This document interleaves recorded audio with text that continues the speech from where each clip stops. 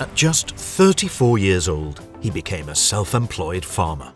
Mauritz Grundherr and his wife took this bold step together. We paid a visit to them and their farm on the outskirts of Dresden last autumn and took a look at their arable farming and field work.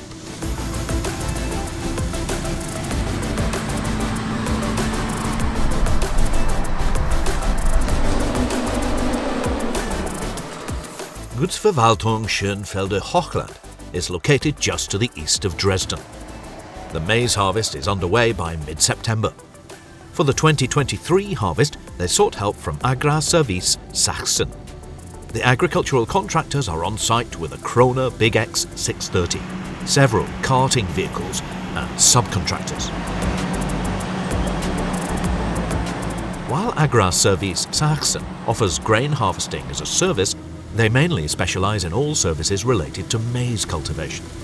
This includes the soil cultivation, sowing, plant protection, and even chopping.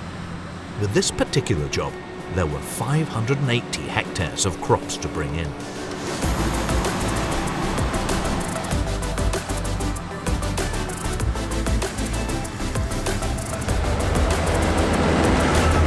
Gutsverwaltung Schönfelder Hochland were very happy with how the 2023 maize harvest went.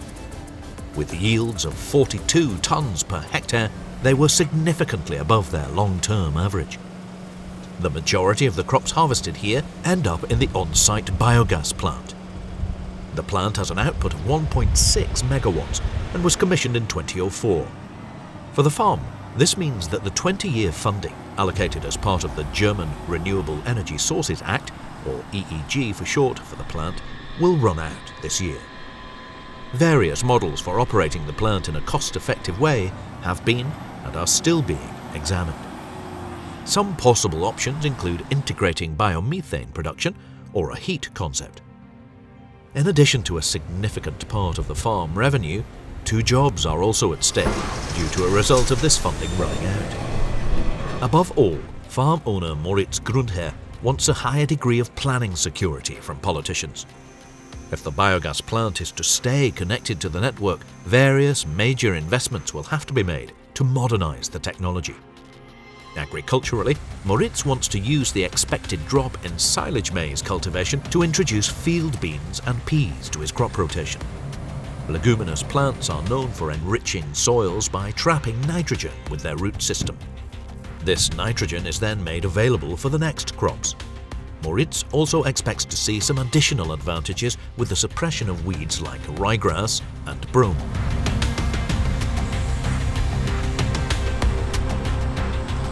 The agricultural land belonging to Gutsverwaltung Schönfelder Hochland covers an impressive 2,200 hectares.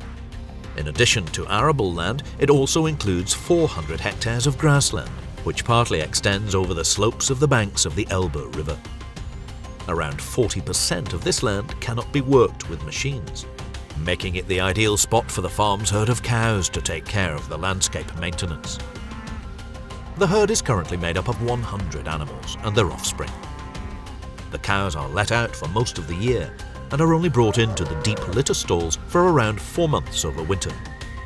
The farm stopped keeping dairy cows a long time ago.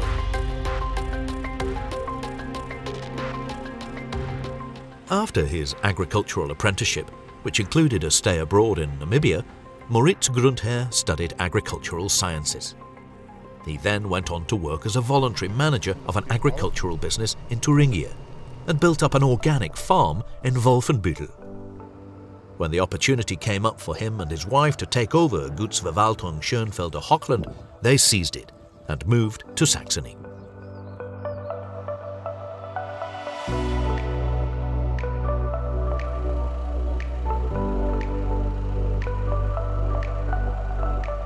The dedicated farmer wanted to take the knowledge and experience he gained from his previous places of work and implement it on his own farm. Something that is particularly important to Mauritz is improving biodiversity and promoting it both in and around his fields. As part of the NaPA project, he met up with other farmers from Germany, Austria and Switzerland to discuss the topic of beetle banks. Beetle banks are ploughed and sown strips which serve as a refuge for insects and birds. However, Mauritz has also learned from experience that a lot of different wild animals also like to search out these areas. They are designed to measure 6 meters wide to match the working widths of sowing and plant protection equipment. The farmer works based on the assumption that they can be left alone for around 3 to 5 years before the weeds take over.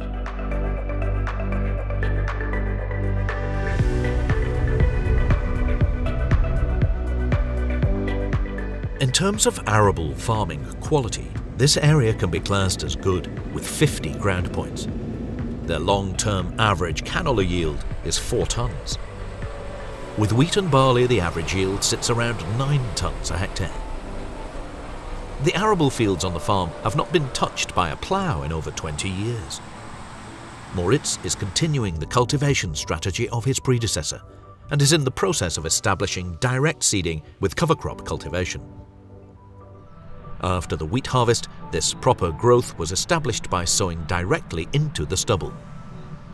He has also had some good experiences using liming and digestate fertilization on existing cover crops. When there is frost in winter, this field is worked with a knife roller, and after the digestate has been spread with a disc harrow, the maize is sown in spring.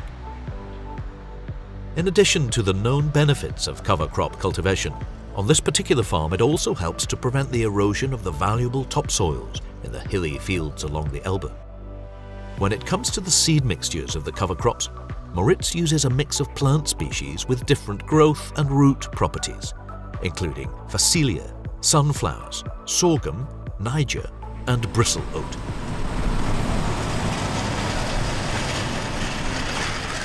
This 6-bar Horsch cruiser is a tool that is often used for soil cultivation, including the very shallow cultivation. When it comes to sowing, like with the winter barley here, the Horsch Focus is brought in.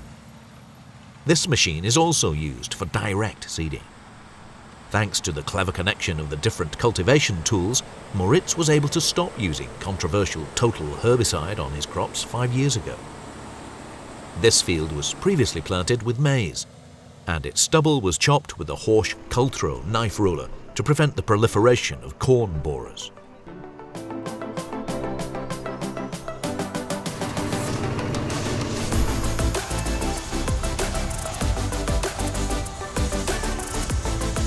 Thanks to its location near Dresden, Gutsverwaltung Schönfelder Hochland is often visited by locals and tourists in the area. As a farmer, Mauritz does not see this as an annoyance, but as an opportunity to raise people's awareness of the multi-layered agricultural measures that he takes on his farm.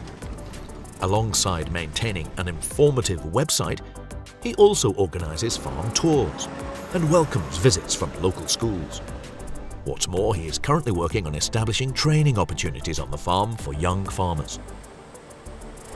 You can find more details about the farm and contact information on their website and Instagram page. You can also look forward to part 2 in this video series, where we will be taking a closer look at the grain harvest.